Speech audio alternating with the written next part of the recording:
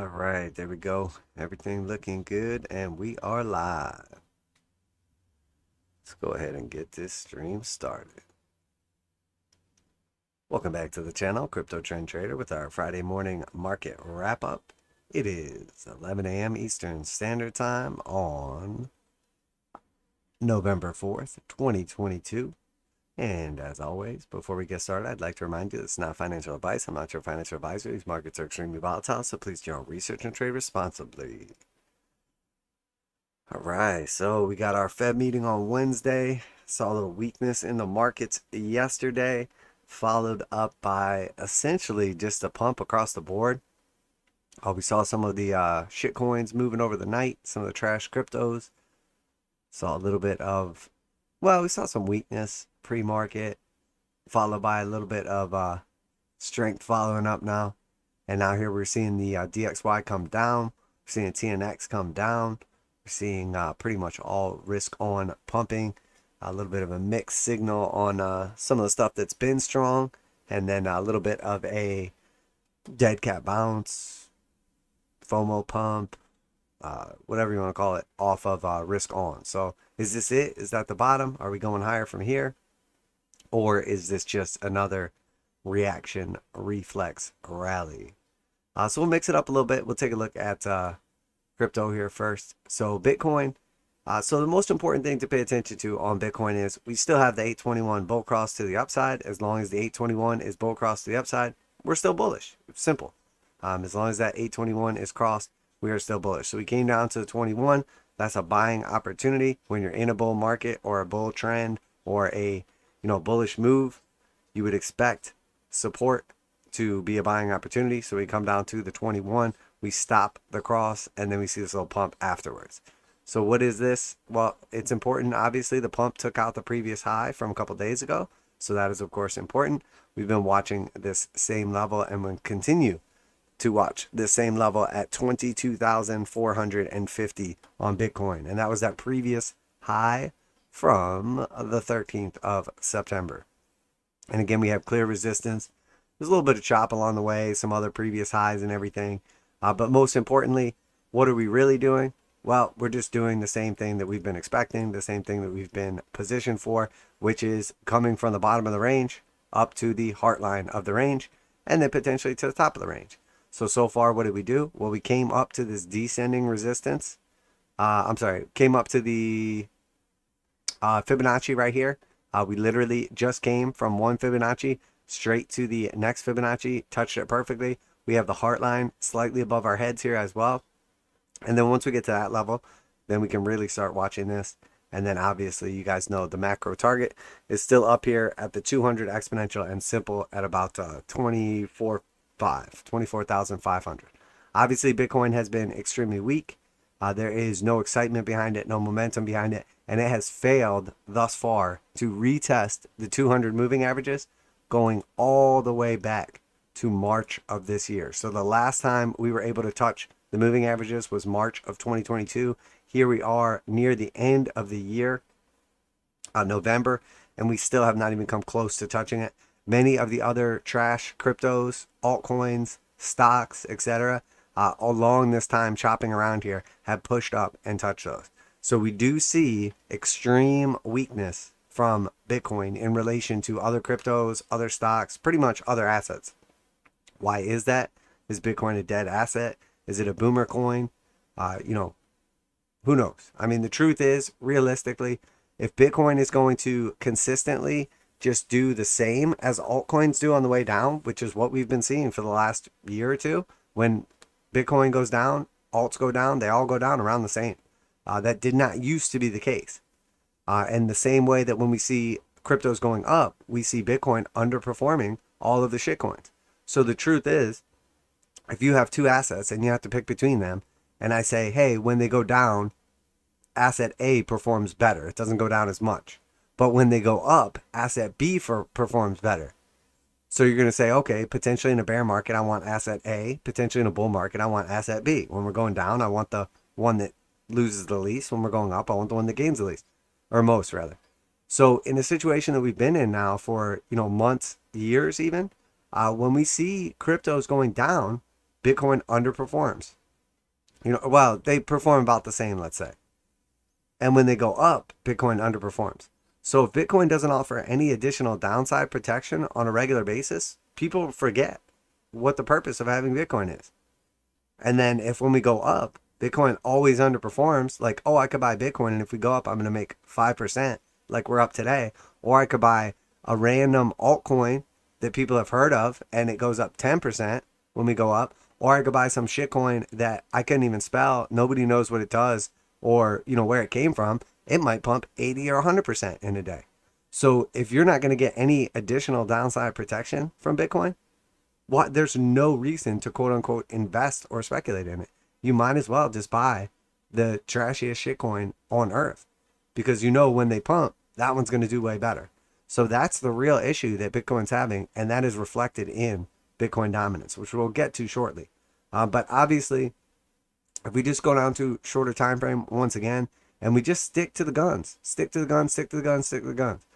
821, bull cross above this on the 4 hour, above the 200 exponential and simple here. They now both have a positive slope. We saw a little taste of that here. It failed right here. The last time that happened was on our decent little run up, decent little move right there. So arguably, we're at the beginning of one of those moves. So when we came back down to what was the equivalence of the 21 on the daily, it's roughly the 200s on the 4 hour. So we front ran the 200s a little bit, but on the daily, we could see clearly what happened. So now the real question is this a sustainable move to the upside that's going to continue? Or is this a pump and dump liquidity, stop hunt, whatever, attempt from the bulls to move the markets? So what we're going to look for is multiple things. We're going to look for volume. So we do see a volume spike. Typically a volume spike will happen on a swing high, swing low, or breakout. So any of those could be possible right now. We see the histogram green cross over the zero and back test the red slope line. So we know if we can get back on top of the slope line, we could see continuation. If we get rejected by the slope line, that will be a textbook rejection. We know also that what I was calling for previously was a high followed by a lower high followed by a third lower high, and that would likely result in 1, 2, and then our third drive of bearish divergence. So we're 50 minutes away from our 4 hour close, and if that 4 hour closes above 20,936, everybody's going to get really bullish, but it's also going to look a lot to me like we're developing bearish divergence. Okay, so what's the difference? How do we know if we're just starting a powerful uptrend or if we're developing bearish divergence?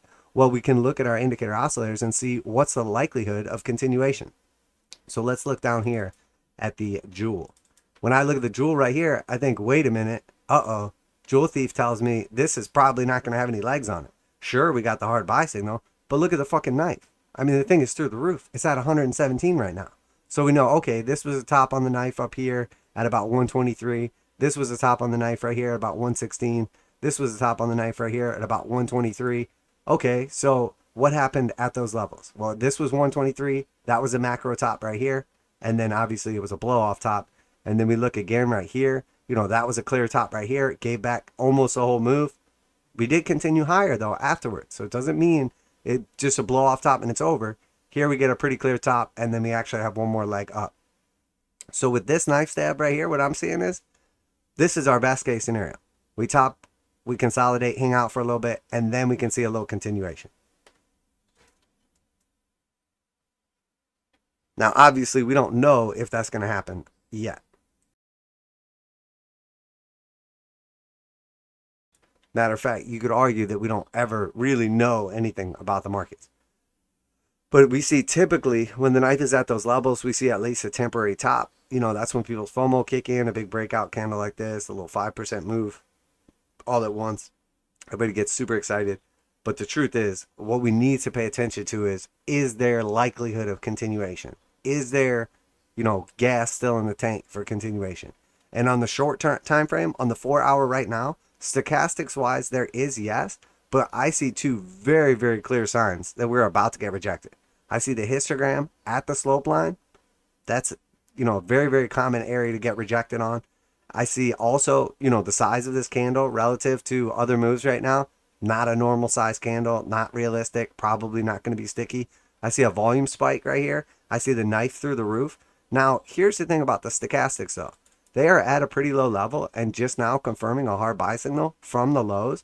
So over time, we could easily see these 4-hour stochastics trending to the upside, even if we see a short to medium term pullback.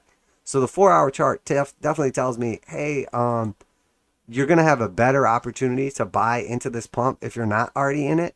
And if you are in it, you may not have a better opportunity to take profits. Not necessarily saying, hey, we should close our positions right now and just say that was the top and try to call it. But it's worth at least paying attention to the warning signs. So here we see we still have the blue slope line on the daily. We have multiple red histograms in a row. Now we're showing a green one. So it's looking pretty weak. We come back, we back test to 21. And then all of a sudden, mad buying pressure comes in. We take out the previous high. You know, the bulls are obviously showing up. They're repping. They're trying to make it clear what's going on here. So again, we see a big knife stab up here on the daily. That took us up to this level. And then it was followed by consolidation. So the knife doesn't necessarily mean the trend has to end and that's a macro top and we're just going immediately to new lower lows. It just means that this move, the momentum, the velocity, the buying pressure, the volume, all of it is dying. You know, when we see the knife top out, we know, okay, we basically have reached maximum potential for this move. Doesn't mean the price doesn't go higher. It can definitely still go higher, but we're losing essentially the momentum or the interest or the level of actual buying. And that's why it's so important to watch a knife. Because sometimes you see the knife stab and then we go higher afterwards and people are like, oh, look, you know, there you go, knife failed. And then it's like, really, did it? Or is it just about to print knife divergence, which is definitely a thing. So here on the daily, we see some momentum in our favor. We see the 821 bull cross in our favor. We just took out the high. Everything looks pretty good until you get to like the 200s as far as, you know, our moving averages are concerned. Obviously, being under them is terrible. Obviously, Bitcoin is extremely weak. Any crypto, any asset in general that didn't at least retest the 200 exponential and simple is extremely weak. And what does that mean, extremely weak? It means no one cares about it. Of all the money on the sidelines, of all the things that are down 20%, 50%, 100%, or maybe 99%, nobody cares about these assets. If they did, everybody would have already bought into that asset, anticipating a backtest of the 200s, regardless of whether or not they were bullish on the overall trend. So when we see Bitcoin, we say, why doesn't anybody care about Bitcoin anymore? Okay, all the suckers have already bought in. All of the morons have already bought in. All of the believers have already bought in. All of the cult members have already bought in. Well, that can't be possible. There's still people on Earth. There's a sucker born every day. So regardless of what you think of Bitcoin, there's definitely some people that could still be convinced or tricked or whatever into buying Bitcoin. So why is it that all the people that already know about Bitcoin, that already bought into Bitcoin, are not buying into it anymore? Now it's cheaper. It was 70,000, now it's 21,000, but nobody wants it. Why? Well, because what we talked about earlier. It's not performing better when we go down, and it's not performing better when we go up. So there's no reason to own it. You can't take your Bitcoin and, you know, play with it out in your front yard. You can't have a game of toss with your kid and your Bitcoin. You know, you can't take it to the dog park and throw your Bitcoin and your dog goes and fetches it and brings it back to you. You can't do anything with it. So at least the thought of some other random trash crypto that's like, oh yeah, we're going to, you know, create digital land in the metaverse and it's going to be a payment processor inside a video. At least there's like some kind of hope, some kind of like dream that they're selling you. There's nothing left for Bitcoin. There's no marketing department for Bitcoin. There's nothing. It's literally Michael Saylor. That's it. That's your whole thing. And, you know, what's his name? Max and Stacy Kaiser. That's it. That's your representatives. Michael Saylor, a billionaire with rotten, gross teeth that just mumbles and talks about shit that doesn't make any sense with his prepared comments. That guy. And then Max and Stacy Kaiser, who are definitely getting high on their own supply. So, you know, if that's your big push, if that's your big salespeople, if that's your marketing department, like, I'm not betting on that. No, hell no. So can we blame people for not wanting to buy into an underperforming Bitcoin when we go down, an underperforming Bitcoin when we go up, you know, that is essentially championed by a loony billionaire that has lost half the money he invested and two super loony, you know, old people that are like trying to act young? I mean, this doesn't surprise me at all. And we'll see when we get to market cap. And this is not some big argument against Bitcoin. You guys know I talk a lot of trash about altcoins and talk about at least Bitcoin has something going for it. I'm just telling you the mentality of people and why Bitcoin is underperforming. And you could argue that all these things we just talked about are actually the reasons why we're getting ready to go into a new altcoin bull market, and that fundamentals don't care, cost of capital doesn't matter, none of this shit matters, that the altcoin rally is about to start. I mean, I don't believe it, but it doesn't mean we can't go into an altcoin rally. I just don't think we're going to new highs anytime soon. So that being said, we see here on the Jewel on the daily, we came back down. We made it into the bullish control zone. We made it back into the bullish control zone. And then we came back down. Still technically angled to the upside. Still attempting to stop the hard sell signal and the bear cross on these stochastics from happening. This exactly looks like what you would expect. The bulls needed to step in right now, or things were going to look nasty again. They had built up a little bit of momentum. And here come the bulls. They step back in. We push up to a new high. And that's great. And when we get to the Ethereum chart, you're going to see actually this is a lot more technical. And once again, exactly what we were talking about took place. So here we are trying to carve out this bottom. So we put in a low, we put in a slightly lower low. We basically have a double bottom at this point in time. We've talked about if we can get up to these levels, the next test is a 21 daily, 22,005 to 700. That's what we're expecting. That's what we've been discussing for literally weeks. The next target after that is a 200 simple. And that's a very important level. That is the 24,240 level. And that is essentially what would amount to our neckline or our double bottom. We obviously have a atom kind of like sharp bottom right here. We have a rounding bottom right here we're attempting to put in right now. And if we get back up to that 24,200 level, we get back up to the 200s, we break through the 21, we'll start moving obviously to the 200 exponential. That's a back test of 26,000. But the measure move would essentially be somewhere around 19,000 to 25,000. So we're talking about a $5,000 measure move. So if we break out from around 24 and some change, we get about a $5,000 move. Where's that put us at? About 28,500, 29,000, which again, clear resistance and our next step to the upside. So none of this really jumping out as uncharacteristic or anything like that. We obviously have some potential targets slightly higher for a back test of that 236. If we get through the 236, that takes us to the 382. That's just under 30,000. So there's definitely a path in which we make it to the upside. There's definitely still a path. But we got to see how it develops. Obviously, we're building up some momentum here on the daily while we just go sideways. That is not good. You do not want to see this many green histograms in a row and still just be hanging out at the lows. But if we do start to move to the upside, if we do start to break through some key levels, we could flip the slope blue and we could actually start, building momentum to the upside on the weekly.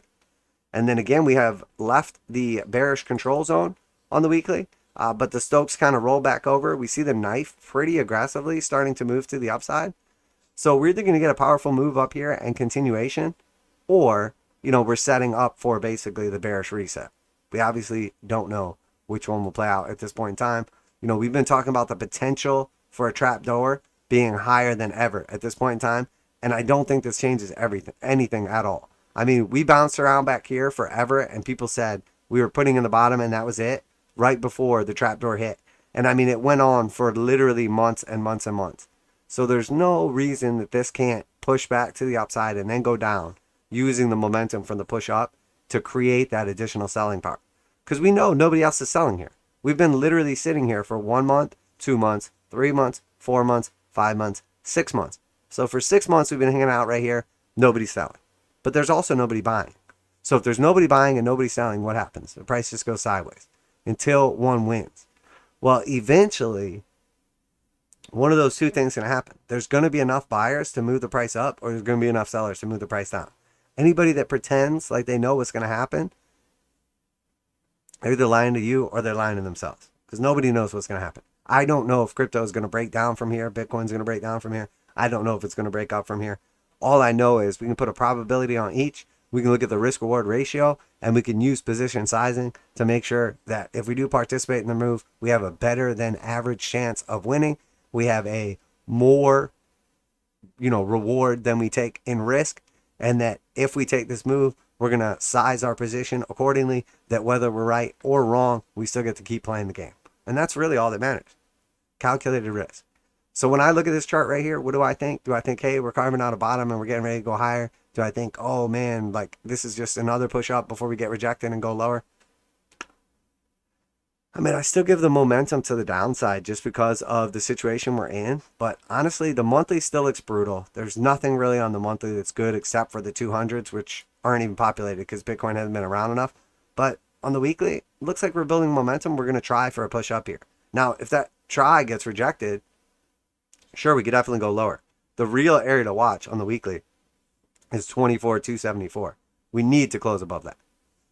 So we're going to find out real soon if we're in fact putting in, 4-hour bearish divergence or daily bearish divergence, etc. And, this move is going to roll over or if it's sticky. But from whatever happens there, we have some very clear targets back to the upside. And if it fails, we know where we're going to. We're just going to go back down, probably test the bottom of the range again. Same old, boring old Bitcoin, goes sideways, does nothing, moves up a couple percent. People want to FOMO in. This is the bottom. This is it. Sam Bankman-Fried. People just say like catchwords, but they mean nothing.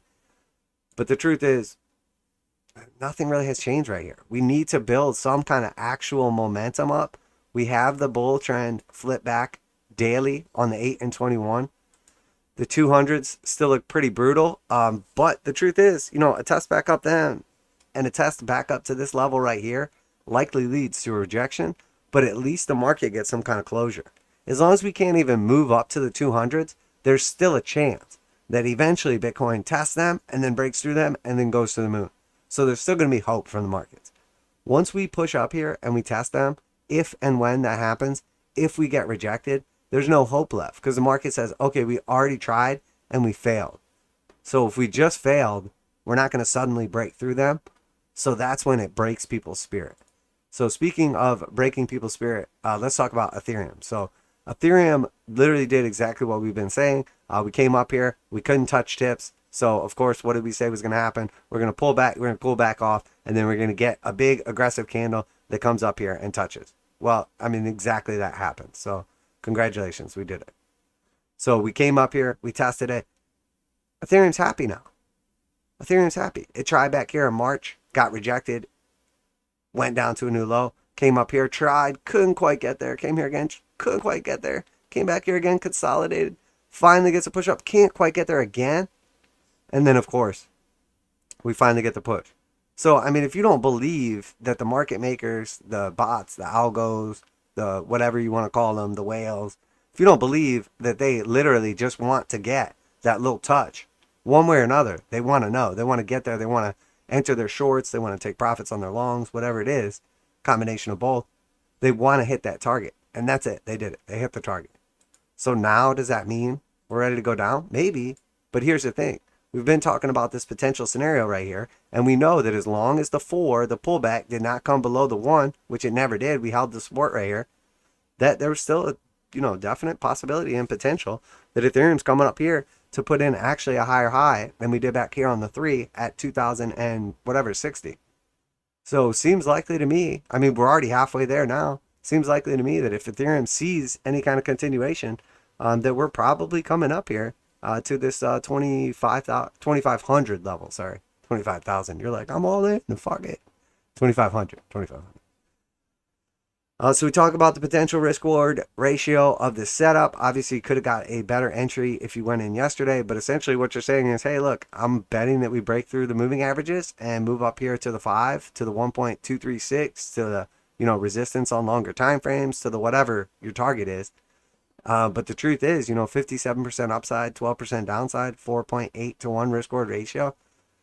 Do we want to buy in right now in the bullish control zone with a hard sell? I mean, you got to make up your own mind, obviously, but there's definitely a setup there. You're buying into momentum right now, or you're just betting that we're going to top right here. Could either one happen? Sure. In my opinion, though, as long as we're holding this level, seems more likely than not we're headed to the upside. So now on the weekly. So let's look at what's really taking place here in the crypto space. Is there more money flowing into crypto? No. Is there more money going from different cryptos into a couple cryptos? Or, like, do we see a Dogecoin pump? Do we see like an Aave pump? Like, just random shit coins popping off. Are they suddenly like more people buying into them? More, new market participants? Well, no, we can look at the total market cap. we talked about this just the other day. Basically our next target to the upside is 1.06 trillion, 1 trillion and 60 billion. We're halfway there now. This is not new money flowing into the market. This is literally just money shifting from stable coins or Bitcoin into shit coins, and it's pumping up the market cap. And if you don't believe me, we can look at the Bitcoin dominance chart, and we can see here Bitcoin is losing dominance, which means that the altcoins are pumping and Bitcoin's staying in one place. Well, that's not happening. Bitcoin's going up. The altcoins are going up faster. And what does that have to do with our stable coins? Well, if we look at the market cap, Bitcoin dominance without the stable coins, we can see, again, Bitcoin is losing dominance compared to altcoins. And then here, Bitcoin is losing dominance compared to altcoins and stable coins. So it's about to go to its lowest low of this little cycle right here, very, very close to the lowest low of the cycle, which means more people want stable coins and shit coins than they have wanted this whole entire multi-year cycle. And then when we look right here, we say, okay, well, more people may want stable coins and shit coins than Bitcoin of the whole cycle. But as far as the cycle is concerned, we know that right now, Bitcoin has still more dominance compared to shit coins alone. So what does that tell us? It tells us there's still people that are hanging on to their, Bitcoin. There's still people that are speculating on their shit coins.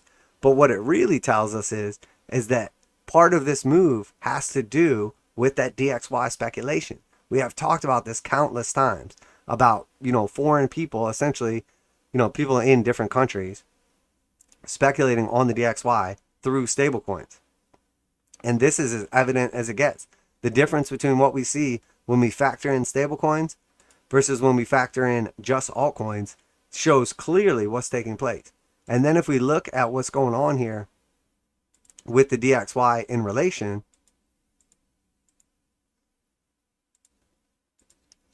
we can see, okay, wait, we just had a pretty aggressive sell-off in the DXY. So if we see a breakdown in the DXY, and my quote-unquote theory or thesis or what I've just displayed to you about people speculating on the DXY or the dollar strength through those stable coins, if that's correct, if the dollar breaks down from this ascending trend line in white right here, if the dollar breaks down, we would expect massive outflows from that stable coin, from those stable coins, into either Bitcoin, any other shit coin, or whatever your native, currency is. So that's definitely something to look out for. And I'm going to tell you right now, if the DXY breaks down from this level and the trend ends short to medium term, 3 months, 6 months, 9 months, 1 year, 2 years, if the DXY breaks down, it's going to be a risk on asset rally for the ages. And, maybe just the aggressiveness of it, because we'll be coming out of what was a consolidation / bear market period pretty much across the board on everything. What is the catalyst for that? I mean, who knows? A pivot, growth, whatever. Surging earnings. And then what causes the breakdown in the DXY? Maybe, a pivot, maybe something to do with midterms and the politics, et cetera, et cetera. I mean, there's lots of reasons it could happen. I mean, it's hard to build a fundamental case for why the DXY would get weak. Here's the situation as I see it potentially happening going into the future, short to medium term. Okay, probably what's going to happen. The Dems are going to lose the Nancy Pelosi. They're going to lose the House. Okay, so when they lose the House, that changes everything, because now the Dems can no longer use Camel Toe Harris for the tiebreaker. Whenever, obviously, right now, U.S. is in a really weird place because all the Dems are voting one way, all the Republicans are voting the other way. It creates an exact tiebreaker, and then the way the system is set up, Camel Toe, vice president, steps in, and, she gets to be the deciding vote. That will be gone. Regardless of, if the Republicans take both houses of Congress, if they win the Senate, if they win the House. So regardless of what happens, we will have likely a split government. I mean, the probability at this point in time of the Dems could, keeping the House and the Senate, very, very unlikely. So that being said, then we have a divided government. And that's good historically for the stock market. Because the truth is, what is the stock market like? It just likes just to know what's going to happen. It does not like uncertainty. So uncertainty happens when one side or the other can do stuff whenever they want without any checks or balances. Because that's essentially the idea of two parties and the checks and balances system, is to make sure somebody doesn't do something that the rest, of the country or the world or whatever doesn't like. So if we have divided government, it's historically bullish for the stock market because we're less likely to pass some crazy bullshit tax plan or some crazy, stimulus handout or whatever it is. So that we're less likely to just give away money. But the problem is that's typically good for the stock market, but it's hard to say that that's going to be the case. And then also the dollar is going to weaken. It seems more likely that the opposite would happen. The best case scenario, if you are against the dollar or you're betting against the dollar or speculating against the dollar or whatever, your best case scenario is that the Dems maintain the House, they maintain the Senate, so they have complete control of the presidency, as well as the House, as well as the Congress. That's best case scenario because they can continue to push through, whatever they want, bailouts, student loan forgiveness, checks to families, gasoline subsidies to everyone, like whatever it is, they're less likely to be able to do that. So it's, they're more likely to be able to do that if they control both houses. So that can cause, essentially like the quote unquote, the fiscal and the monetary side. Obviously the government controls one side, the Fed controls the other. Right now, the Fed is trying to be responsible. The government is doing the opposite. They're just doing whatever they want to do. If that goes away, the reckless spending goes away. And I'm not saying I disagree with student loan forgiveness. I'm not saying I disagree with any of the different programs or whatever. I'm just looking at it from a, financial point of view. The best case scenario for a weak dollar is that the Dems maintain control and continue spending massive deficits, and then the Treasury monetizes it, which is what's been happening for the last basically 2 years. But the likelihood, and that would weaken the dollar because obviously, as we essentially devalue our currency relation to other countries' currencies, etc., that makes the dollar weaken. And that's the opposite of what's been happening because of the rising rates. So in my opinion, the best case scenario for a weak dollar is that the Dems keep both houses of Congress. If that is not the case, it's very unlikely that we would have a weak dollar. So then you have to look at the argument and say, okay, so if the Fed is strengthening the dollar, which they clearly are, and they have no intention of changing that, and the Dems are no longer going to control both houses of Congress, therefore they're not going to be able to push through all kinds of stuff through reconciliation. They're going to have to actually vote on stuff and likely not going to get anything done because, obviously Dems and Republicans are just fighting to the death right now. So when it's all said and done, that makes it very, very difficult for DXY weakness. But historically, we do see strength in the stock market when there's a divided government because there's at least some feeling of, okay, well, at least they're not going to pass some crazy ass tax bill or some crazy ass spending bill or whatever. Likelihood is nothing gets done. And as sad as it is, that's the best case scenario for the country and the markets, that just nothing gets done. Just a bunch of fighting, a bunch of noise, nothing gets accomplished. So the second best case scenario is that essentially the dollar weakens because nothing gets done, therefore the stock market pumps. So that has to basically be driven by foreign investment. It has to be a continuation of money coming in to the United States to invest in either bonds, obviously, which would drive rates down, which would theoretically cause weakness, in the dollar or strengthen the markets.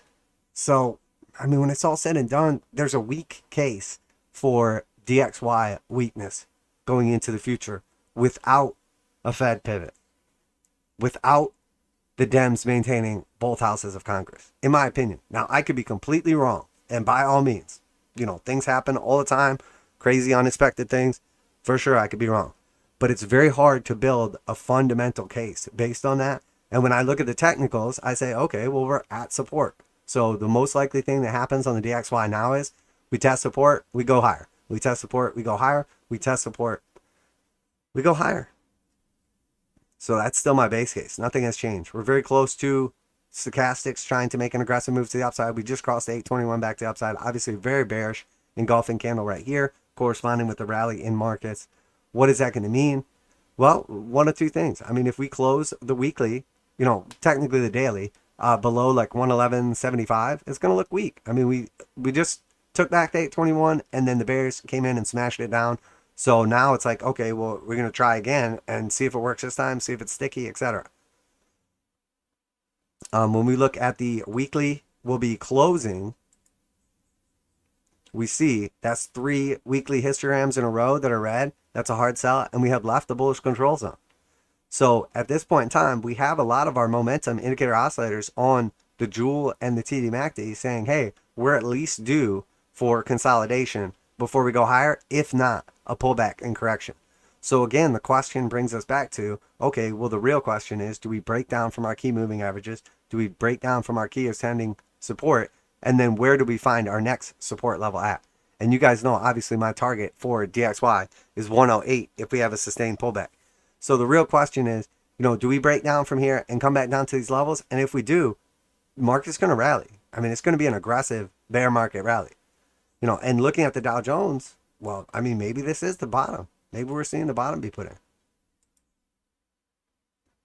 And then we look at the monthly. Monthly still looks bullish. It's hard to argue against it. We see some indecision here. We have a pretty clear rejection wick. Still a very aggressive candle. Then we see a total indecision candle right here. It's basically it's got a decent body on it. It's bodied up, so to speak. But it is definitely still a doji. It has an equal wick on the top and the bottom. It's a red candle, so technically it's a bearish doji. But essentially it's just indecision. The market's like, I don't know. Are we going higher or are we going lower? I'll just wait for you to decide. And then now we see that's what we're working on so far this month. I mean, obviously just getting started. So I would say this is still very bullish to, 1 or 2 candles in neutral. So again, nothing really has changed for me on this, but we're definitely starting to build up the potential case for an aggressive rally. And you're like, well, isn't that what's happening right now? I mean, I'm talking about an actual rally, a real rally. I'm not talking about like, oh my God, stuff pops up 3, 5, 10% in a single day or a couple days or whatever. I'm talking about a real fucking rally, an actual tradable, legitimate rally. So that being said, Tesla. So we see total weakness in Tesla. Obviously, I would expect this to continue. We're at the lows on Tesla. This thing looks like it's about to get trapdoored. So I would be real careful. Tesla looking like it's ready for the trapdoor to about 178. What does this have to do with? Is it the money? Does Elon have to sell more Tesla to buy Twitter? Blah, blah, blah, blah, blah. I mean, who knows? Tesla's been holding up real nicely. If it breaks down, it's going to cause a lot of pressure on stuff such as the NASDAQ. So definitely a big deal if we see a breakdown from Tesla. I mean, S&P would suffer as well. Microsoft, literally just put in a new wick low today, trading at the lows. I mean, Magma's looking absolutely terrible right now. So Microsoft, absolutely terrible. Apple, absolutely terrible. I mean, at the lows. Why is tech getting absolutely wrecked right now? What is going on? Why doesn't anybody want tech all of a sudden? Tech's beat down. I thought that was supposed to be where the value is at. That's where the growth is at. What's happening? Why are industrials rallying? Why is tech getting wrecked? Why is crypto rallying? Why is tech getting wrecked? It doesn't make any sense because all of these trash tech stocks typically trade exactly in line with all these trash crypto stocks. So why isn't this happening right now? Why is Bitcoin looking more like, one of the major indexes of the stock market and not like something like Apple or Tesla or whatever? Well, obviously we're seeing a divergence in, the trend. Google, the G in Magma, again, new lows today, just melting down through another. That was our 0.5, and we just took a leg lower than that. Meta, melting down, new cycle lows, the lowest low we've lowered since like the 2016s. Is that right? 2016? How to lose your money. One word. Meta. The end. What is the dumbest fucking thing you could ever do? And it's not even a sentence. It's not a paragraph. It's not an explanation. It's just one word. Meta. Fucking morons. So that being said, You're a dumb idiot. You change the name of your company on some like fantasy. That's like me changing the name of my channel. I think I'm going to change the name of my channel. What's something, you know, like fictional that like excites people and, you know, could be the future? How about the fucking unicorn trading channel? How about the fucking, the Easter Bunny business site? Like, I mean, what a fucking moron. You gotta be so stupid to think of this shit and be like, yeah, that's it. We'll change the name of our company to Meta. Oh, fucking morons. 82. I mean, we're almost there now. We're at the blue box. Fuck it. Might as well just buy it right now, I guess, right? Catch the knife. It's not like it's gonna go lower. It can't go lower, can it? I mean, it's already down horrendously. 375. Well, this is a fair price. Oh, now it's 88. Oh, what happened? Fucking trash. Amazon getting absolutely wrecked. But wait a minute, I thought Amazon was the bestest. Why is Amazon getting wrecked too? Why is Amazon at the 886? What happens when we hit the 886? Well, we know nothing. Maybe a dead cat bounce, but probability of stopping the trend right now and reversing and that being the low, very, very low. Less than 5% probability that Amazon is going to bottom right here on a macro level. Less than 5%. So at this point in time, we might as well just say, well, fuck it. Let's just round trip the Rona dump. And that is the Rona dump. We are literally now one fib level away from the bottom of the Rona dump on Amazon. If there is one company that benefited from everyone being stuck at home, only able to buy shit on the internet, closing all services, sticking people at home, giving them a bunch of money, either more or less money, who cares? But just providing people dry powder, locking them at home in front of their computers with their families that they probably hate. Let's be real. I mean, they might not hate them, but I mean, let's be real. You know, it's fun to spend time with your family sometimes, not all be locked in a house together like, you know, potentially life-threatening, you know, lab leak. I mean, wait. Oh, fuck. We're probably about to get taken down, so that's it. Sorry, guys.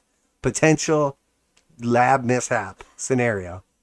I mean, the truth is, Amazon benefited more than fucking anyone. And look at this. Look at this stock. It's trash. And you guys are like, Amazon's not trash. It's great. Well, I'm not talking about the company. I'm talking about the fucking stock. I'm talking about the chart. This looks like dirty, smelly balls. Okay? And by that, I mean nobody wants them. Nobody even wants to be close to it. I mean, this is disgusting. So what's wrong with magma? Why doesn't anybody want the magma? Because it's hot and it's rolling down the hill and it's devouring anything you put in its way. And Kathy Wood is just like at the strip club when you do like the whole and like spray the $1 bills, or if you're a baller, maybe fives, or I don't know, 20s. I'm not sure. I don't know what you do at a strip club anymore. But, you know, or throw coins at them if you're at a really shitty strip club.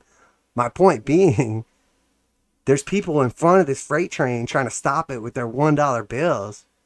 It ain't gonna stop. This is magma flowing down the side of a mountain. Okay? If you don't know what happens, magma wins always. So, and by, in this case, win, I mean it devours capital.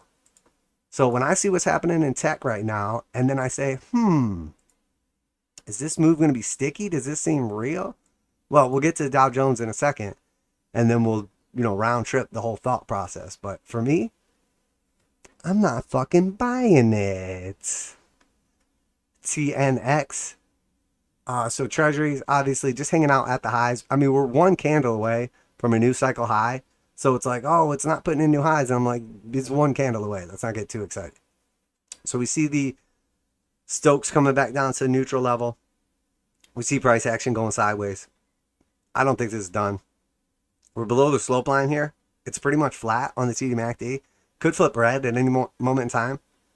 When we come back up to it, then if we get rejected there, I will have conviction that we break down and go lower. If we don't, if we reclaim the blue slope line, I just assume we're going higher from here, honestly. And then looking at our weekly close, very, very, very fucking strong. Very strong. All green histograms. Stoch's in the bullish control zone. Big Daddy. 821 powerfully angled to the upside. 200 exponential positive slope above the 200 simple. I mean, there's literally if you were like, hey, what's the most bullish weekly chart that's not putting in a new all-time high that's in front of you right now? I'd be like, this one. And you're like, what about if you picked out of other ones? I'd be like, probably still this one. So pretty bullish, pretty bullish. And then if we look at our monthly, obviously just closed. I mean, does this look like rates are topping? People are like, that's the top on rates. I'm buying bonds. I'm still long bonds. I added to my bond position. No, you didn't, because you lost all your money.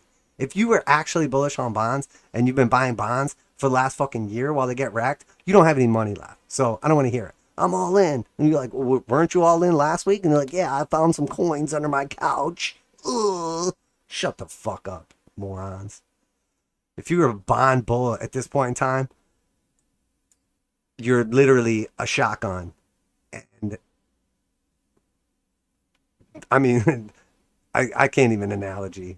I can't even get my analogy right. I mean, you're literally putting a financial shotgun in your mouth if you're bullish on bonds at this point in time. It just blows my mind. If you show me this chart and you're like, hey, do you want to bet against this? I'd be like, probably not. Maybe at some point in time when it rolls over for a back test of the 200s, maybe then. I mean, this is about to literally flip into a monthly bull trend for the first time since the 1980s. And you're like, oh man, since the 1980s, that's a long time. Yeah, exactly. It's a long fucking time. Still very, very bullish. Potential for a cool down here. And we know that the best case scenario for risk on assets is DXY and TNX cooling off. And then we could get a legit rally. And you're like, but the rally's already happening. That's a problem. That's a problem. I mean, the Dow Jones is up so much off this recent rally that in order for us to go in, if this rally continues, Dow Jones is going to be at new all-time highs. Does it seem likely right now in the most fiscally tight, monetarily tight situation that we're just going to suddenly be putting in new all-time highs on the Dow? It doesn't make sense, but it's definitely possible. I mean, is it possible that more money is flowing in from foreign investment that's pumping up the Dow? Leverage, options? It's possible. It is definitely possible. I would not rule out the potential of new all-time highs. I would not rule it out. So U.S. oil on the daily. So we're back testing the 200 now. 200 simple still well above our heads. Obviously, this is the exact move we've been talking about. As long as we're holding the support right here, we retest the 200 exponential, likely to retest the 200 simple. So again, you guys know my target on oil is $99.99. We'll call it 100. VIX obviously breaking down from the channel. We did have this little breakdown right here. We put in a higher low still from the previous one. So the most important thing is no matter what happens right here, if and when we break down, we need to put in a higher low. We talked about why the VIX is not accurately representing what people think or historically it has represented. Has to do with the timing. So, if you didn't watch the last stream, go watch that one. It will make sense to you. It's a difference between longer dated contracts and shorter dated contracts. So VIX, not a ton we can see right there. Oh, and you know what? What the fuck is going on with TradingView? It's retarded ass. Do y'all remember we loaded up the VIX chart the other day and it was completely blank? Everything was erased. And then we redrew 2 lines on it because I was lazy. I didn't feel like redrawing all of them. So we literally just drew the white one and the red one, or the green one and the red one, and now all the shit's back. Get your shit together, TradingView. Instead of putting fucking dinosaurs on the charts, why don't you just do your fucking job? Retards. Oh, I'm fired up today. All right, so Dow Jones on the daily. So, I mean, we got the exact back test that we expected. Here we are. We're at the 200s, trying to push above them. Likelihood is, with very high probability, we get rejected right here. Bunch of red histograms.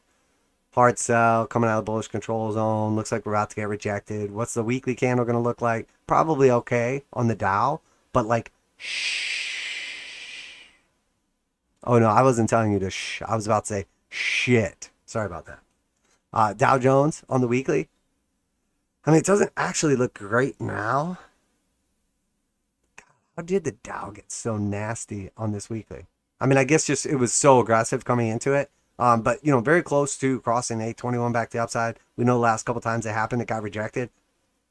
Coming off a bullish divergence, was this just, an overshoot? And we're going to roll back over? Probably, but, I mean, the truth is, What, we come back down here, test 30K again? And then see what happens? Yeah, we got to kind of wing it. Because, I mean, realistically, we come down here, test 30K again. Maybe we find support. Maybe the Dow does go higher. I don't know. And let's look at this monthly close. Monthly got back above the 821. That was a big fucking deal for the Dow. Obviously, the only one. Which is part of why I don't believe it. I mean, look at the S&P. Absolutely pathetic. Absolutely pathetic. Didn't even get anywhere near the 200 exponential and simple. Rolled over faster than a $5 hooker. I mean, this is just ridiculous. I mean, just face down, ass up. This thing is ready to test the lows. Absolutely pathetic. And if we check out the weekly, oh yeah. So we got rejected off the 21. We lost the 8 after that. We're back at the 200 exponential, retesting the lows. This is what I would expect the Dow to do if we don't see continuation. Stokes are accelerating to the downside, so we started to curve back up here, and now we're seeing an acceleration to the downside. They're rolling over. This looks very, very weak. When I look at the SPY on the weekly, looks absolutely atrocious in comparison. And the monthly, we had the cross down here. We back test it. We get rejected exactly as expected, and now we're just melting down. Does not look good. Still looks very likely that we're, I mean, it looks like these markets want to lose another 15%. Just be ready for the trapdoor. I've been talking about it for a while, and you're like, oh, trapdoor, it's never going to come. The trapdoor never comes until it comes. And I'm going to tell you right now, you know, when you're up there waiting with that rope around your neck, you know, for that click before the trapdoor drops out, telling you, it feels like an eternity. And then in hindsight, it seems very obvious. You're like, oh, yeah, that's the moment I knew I was about to die. And by I was about to die, I mean financially, your account. Triple Qs, I mean, at the lows? Wait a minute. What's happening right here? Bitcoin's pumping to the upside. Triple Qs are going to the lows. These things have traded like 99%, like exactly the same for months. And suddenly, Bitcoin is pumping? So either suddenly tech stocks are garbage or suddenly crypto is good. Okay. Makes sense. 75 basis points will do that, right? So, I mean, when I look at this, bounce the first time off the moving averages, lower high, new low, back test the moving averages, rejected, retesting the lows. We're about to close a new cycle weekly low on the triple Qs, on the NASDAQ. I mean, pathetic, pathetic.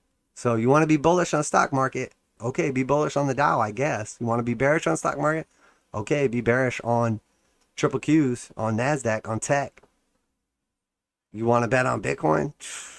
Might as well just buy up some random shitcoin because you know it's going to overperform. And when they go down, it's just going to go down the same amount. So, Cumrocket, Dogecoin, Shibu Inu, Joe Rogan, Ishiashi coin. I mean, whatever all this trash is, I don't know what it is. No one does. And that's the beauty of it. It's like buying a lottery ticket. Triple Qs on the monthly, absolutely pathetic. New lows on the monthly, complete meltdown, bearish engulfing candle, 821 bear. I mean, just absolutely disgusting. But, I thought that tech stocks and growth were going to lead us out of the recession. Kathy Wood told me. Well, there's your problem. Don't listen to Kathy. Wouldn't want to be you. IWM, Russell, I mean, looks better than the NASDAQ. Looks better than the S&P, but worse than the Dow. Clear rejection off the 200s. Rolling over. You know, about to print a hard sell signal. So we see what looks good right now. Dow Jones. That's it. Everything else looks like trash. And as we speak right now, crypto is getting rejected. Absolutely pathetic. So expect the bearish divergence to play out. Expect the rejection to happen. 3 minutes and 43 seconds. And the bulls can't hold this? I mean, how pathetic.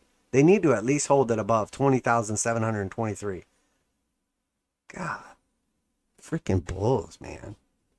You know, it's like Michael Saylor and Sam Bankman-Fried just trying to like prop up the crypto market so they don't go broke. You know that's what's happening. Weekly IWM backtest at 200s, looking like a rejection at this point in time.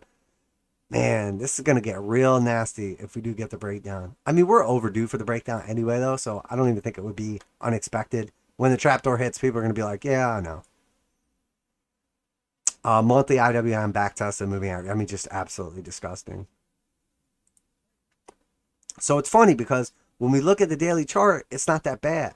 Well, I mean, it's not great, but for Dow Jones in particular, but look at all the other charts. It's like, whoa, wait a minute. Actually, somebody's trying to trick us. XLE on the daily. So we got the back test of the highs. I thought it was about to be done right here already. This is what we talk about. Once you make it through the 786, you blow through the 886, and then probability is you either double top or go to new cycle highs. Looks pretty fucking toppy to me right now. Still looks toppy. I said it was toppy right here though, and we just gapped up and moved, arguably to retest the highs. So, was I off by a day or two, or are we just going higher? I don't know, but I still think we look toppy here. But XLE long term, I think, has definitely an argument for strength. Transportation looks terrible, rolling over. Semiconductors look terrible, rolling over. Utilities look terrible, back test rejection, rolling over. Consumer staples confirming into a bear market, rolling over. So everything is rolling over. That's got to be bullish then, right? Because we're going to counter trade the markets because everybody else is wrong.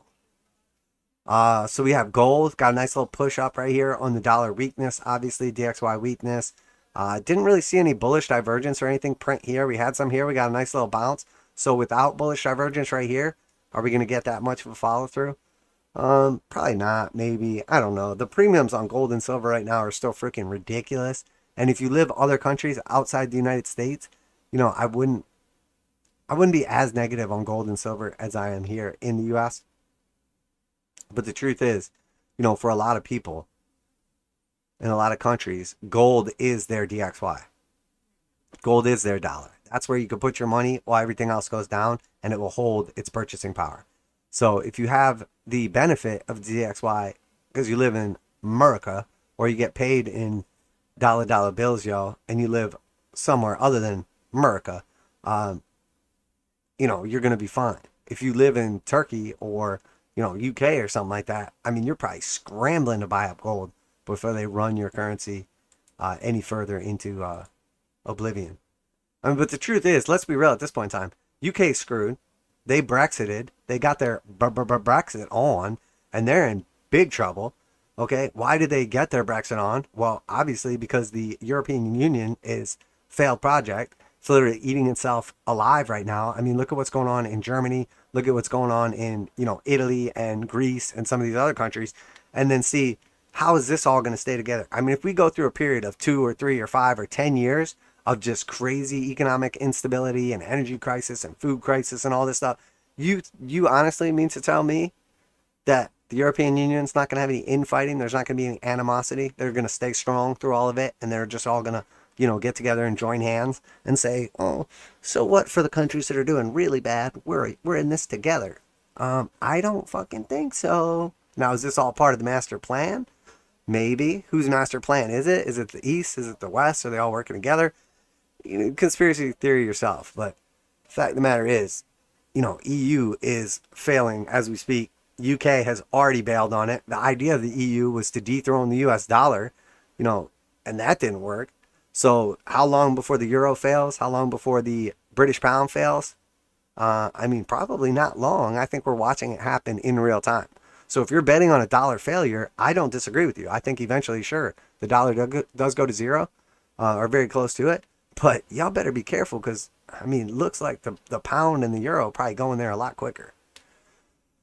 When we look at gold on the weekly, we're still below the 200s, and they're getting ready to flip. I mean, the 200 exponential is already red. That is not cool. That's not good. I mean, we're consolidating below the moving average. And look, a lot of charts look like this right now, and a lot of times they push back up. Maybe gold makes it back to 1750 or whatever. Regardless, we shouldn't be spending this much time consolidating at or below key moving averages. So this is either the best buying opportunity possible, or we're getting ready for another massive leg down. And you're like, well, which one is it? I mean, you guys know how I feel. I'm not selling my gold, but I'm definitely not buying anymore. Not right now. And then silver behaving like a shit coin. Obviously came back down, found support on that breakout level. That was key, obviously. Put in a series of higher lows. That was key, obviously. And now it's getting a little push up here, trying to retest the 200 exponential and simple. Once we have already tested 200 exponential, seems likely if we get another push up here, we'll retest the 200 simple. So $21.50 does not seem out of reach for silver. I mean, but honestly, like right now, silver, it still looks like trash, don't get me wrong, but I mean, it looks better than gold on the shorter time frames. On longer time frames, it looks fucking disgusting. It looks like someone threw up, wrapped it up, and then mailed it to you, and then you opened it up on a hot day. That's what it looks like. It smells like. GSG, GSCI commodity index, got that little gap up here, took out the high. Again, we're still consolidating. It's trying to fight to go up here. It's struggling because energy and commodities can never be like strong at the same time in this current environment, or so it would seem. So LNG, so obviously did exactly what we said. We talked about the bearish divergence. We talked about the probability of coming up here, closing a new high. Wait a minute. This sounds really familiar and not from LNG. It sounds like something else we were just talking about.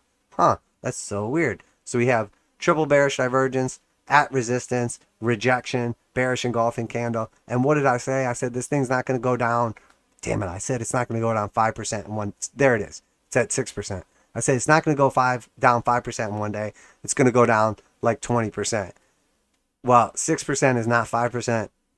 6% is also not 20%, but there's still 4 hours left. So maybe it dumps down here and I'll be exactly right. But regardless, point was made. Bearish divergence, at resistance, rejection. No surprise there. So Mosaic, again, had that little gap down, tried to push back up and close it, failed. So we're seeing this whole narrative, what was the narrative for the last few months? It was fertilizer shortage, not enough food, starvation, war, Russia's fault. That was the big narrative, okay? And then what was it? Also, it was energy shortage, not enough natural gas, freezing Europe in the winter, the worst winter ever, everyone dies. Actually, there's just like a bunch of boats floating around full of liquefied natural gas and nowhere to dump it. Huh, that sounds really familiar. Like I said exactly that would happen a couple months ago, and oh my god, it did. So none of this like surprising stuff. Whenever the trend is everybody's talking about the shortage in LNG or, nat gas or energy or food or fertilizer, whenever that, it's already been priced in. It's been priced in forever. This was priced in so long ago. I mean, this thing topped out in April. It topped out in April. This is priced in. All it's done since then is go down. How is that possible? Did the fertilizer shortage go away? Is there enough fertilizer now? Is there less people so we don't need as much food? Are we genetically engineering food in a lab? No, it's all priced in. It was priced in way in advance. So we'll see what happens right now, but this does not look strong. This does not look strong. Consistently putting in lower highs. We are putting in higher lows, but we can't maintain above the 200 exponential and simple. Seems very likely we're about to lose this key level. And again, trapdoor potential. Uranium, URNM hanging out below the 200s. Not good. Again, just looks like it's setting up for another leg down. When we look at our longer term time frame chart, oh, this is the worst one. On the weekly, it looks like we're failing. We're losing the 821 cross. We have ascending support right here. If we lose that support, we would expect a retest of the lows and likely new lows, which is what I'm betting on. I am still patiently waiting. I do have some uranium positions, but they're massively in profit or the market's money. That's all I have right now. I'm still just sitting on the side, waiting, scalping when the opportunity arises, but I'm not investing right now. It's just not the time, in my opinion. Obviously, not financial advice. CCJ, Cameco, lied to us. It backtested the lie, and then the lie was proven true. So, again, it was very clear that Cameco was not behaving as it should. And then after, obviously, the earnings came in, it has essentially started coming back down. So, obviously, I mean, in my opinion, was this a savvy move? Was there something shady going on right here? I mean, who owns these companies, and do they have information that might or might not make them want to do things prior to earnings? I mean, it's the real world. So yes, people are corrupt. Correct. Yes, people are shitty. Correct. What's that? Will they ever get in trouble? No, of course not. Of course not. It's very hard to prove. Unless you're Martha Stewart, and then you're fucked. Tilray. So we had push up, we had push down. Look, in my opinion, pot stock's basically done right here. We'll see what happens. Should have took the opportunity to get out on this big pump up there. Definitely got a little greedy on that one. I mean, obviously, the position's still up, but should have just racked that one up. It did look like it was going to keep running when it closed above that previous high, though. I'm not going to lie. So we'll see what happens. Obviously, down the line, any of these pot stock positions, if they don't go out of business, going to look like a good buying opportunity. So Baba came down here. We got the wick all the way to the lows. We touched the lowest low ever in all of history. You know that because of the TradingView dinosaur over here on the left. That means history, the beginning of time, obviously. So I mean, complete round trip. So you're like investing in this thing for literally years, close to decades, and where do you end up at? A loser. So Chinese investments, good or bad? I mean, not like subjectively. I'll just use facts. And the facts are that investing in China is for retards. And when you hear people say, my biggest position is in China, you're either a moron or a liar. Because even if your biggest position was in China, it's not anymore. It's not anymore. Because if your biggest position was in China, it's down 80%. And I can't imagine all the rest of your investments are down 80%. So when I hear someone saying, my biggest position is in China, I think all they do, especially a big, microphone type person, a big influencer type person, when they start saying shit like that, not savvy retail investors hear that and say, oh, okay, yeah, that does make sense. China's down massively. That's a great opportunity. No.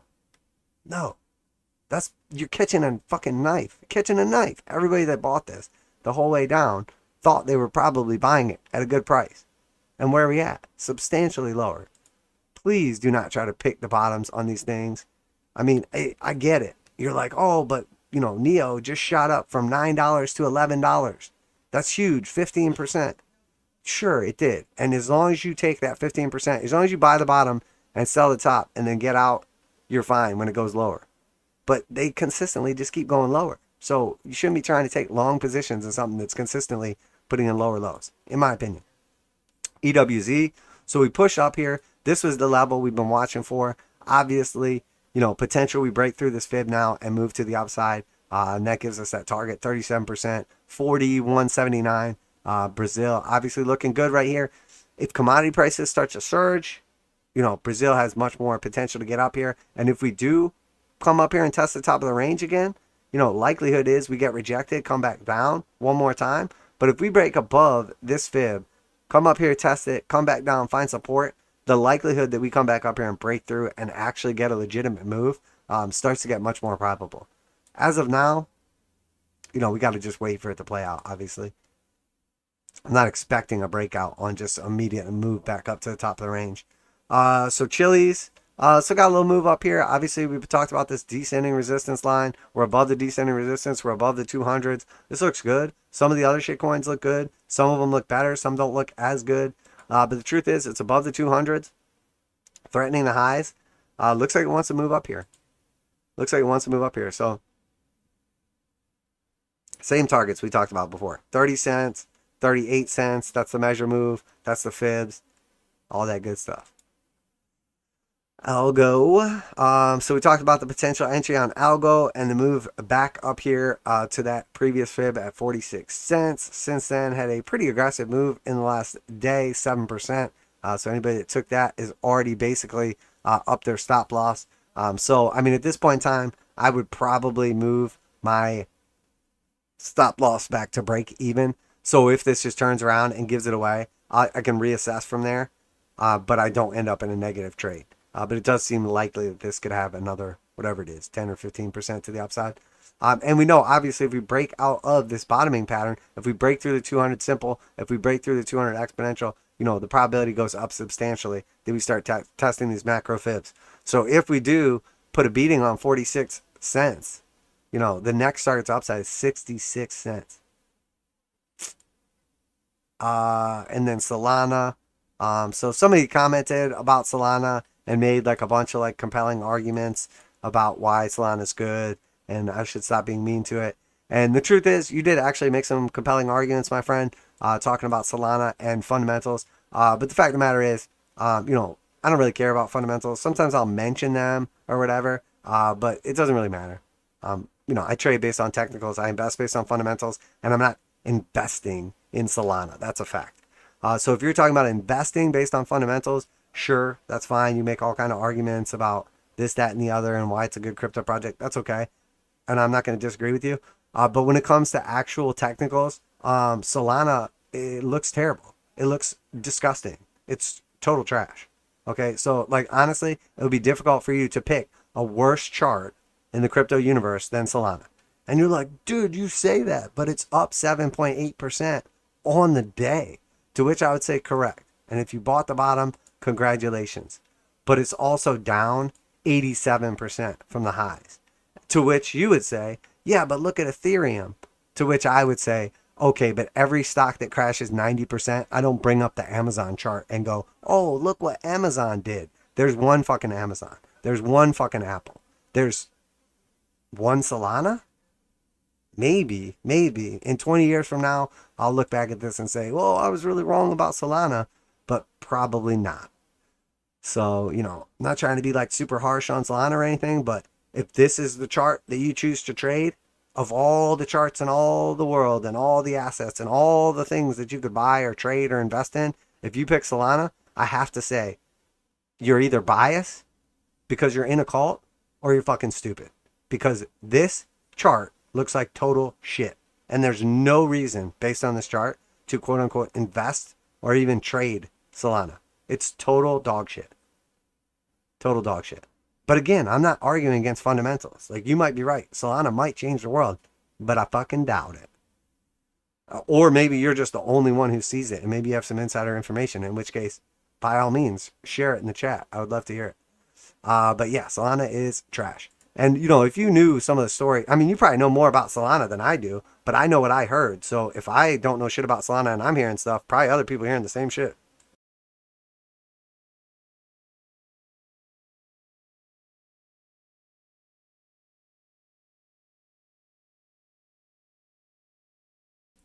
All right. So Solana rant over.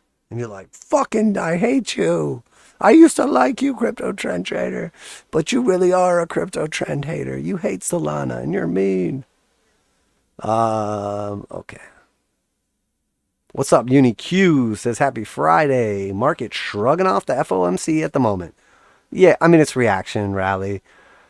I mean, honestly, the shrug is getting shrugged right now. But I'm telling you, man, just be real careful. When you try to trade these Fed meetings and fundamental stuff like that, I always say it to people when they say, oh, yeah, like this should happen or that should happen.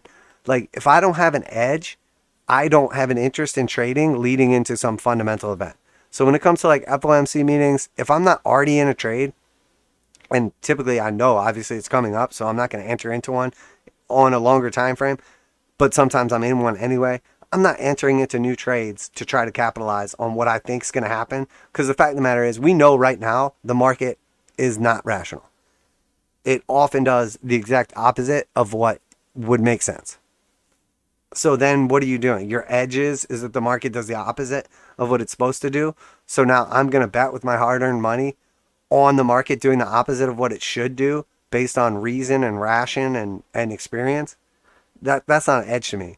So when it comes to earnings, if I don't have some kind of edge, I don't trade going into earnings. Typically, I will actually close positions going into earnings because I just don't want to participate in a random gap up or random gap down or something like that if I don't have an edge. But that's just me. Like, there's a difference between when I want to speculate on something, when I want to gamble on something, when I'm going to take a shot. But I don't even count that the same as when I'm actually trading or using my edge or investing or whatever. It's more like just, hey, I have a certain amount of money every week that I like to gamble on, you know, UFC fights or sports or whatever. You know, maybe take some crazy long shot on earning. But that's the gambling money. That's the, hey, this is supposed to go to zero. That's not part of your actual like trading account or like, if that makes sense. So again, just understand the difference between an investment and gambling and whether or not you have an edge. And then look at that and say, hey, I don't have an edge going into this Fed meeting. So, you know, I'm not going to go overly one way or the other. UniQ says, smash up the like button for every time you hear someone say pivot. The like button has been destroyed. That's funny. Eli says, what's up, Eli? I hate when real life stuff gets in the way of making a live show. Better late than never. Hey, I'm glad you made it, brother. Yeah, real life always more important. Milligan says, a little late myself, but just in time for some fire ants. Yeah, no doubt. Of course, the one day I do crypto first. You guys are late. Eli says, Biddy just pooped in the pool. Trophy. Yeah, exactly. And I mean, if this doesn't look to me, I mean, technically we didn't even get the 4-hour bearish divergence because Bitcoin just got rejected so bad.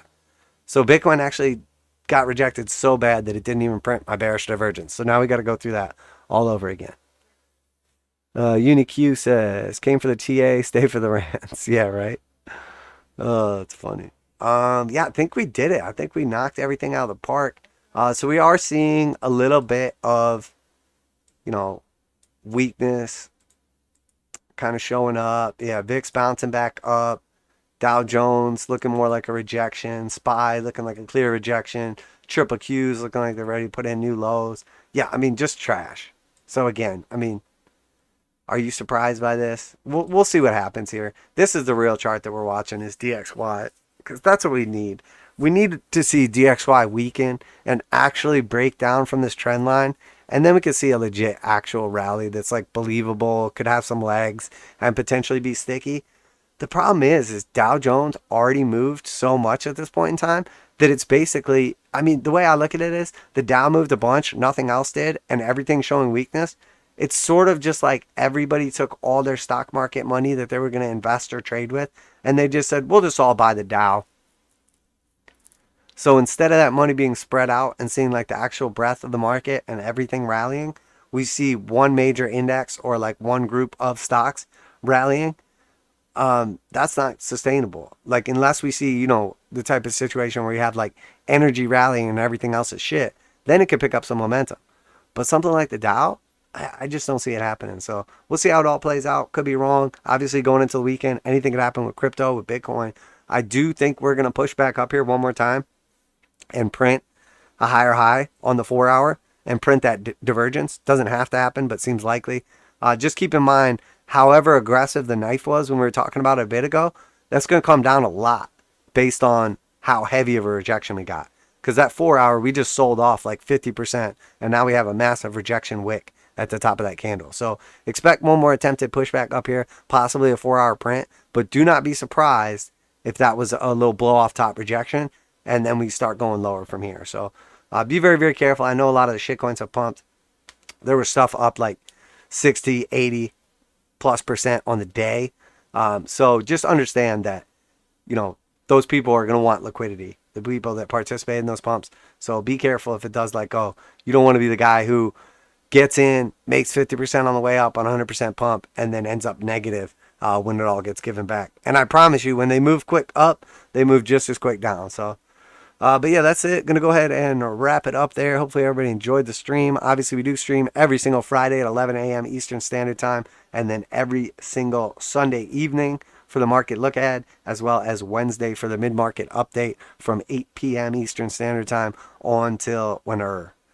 Yeah, that's it. So remember, this is not financial advice. I'm not your financial advisor. These markets are extremely volatile. Please do your own research, trade responsibly. I am a crypto trend trader. It is 12:20 p.m. Eastern Standard Time on 11/4/2022. It's Friday, motherfuckers. Enjoy the weekend. Crypto trend trader. And I'm out of here. Bye.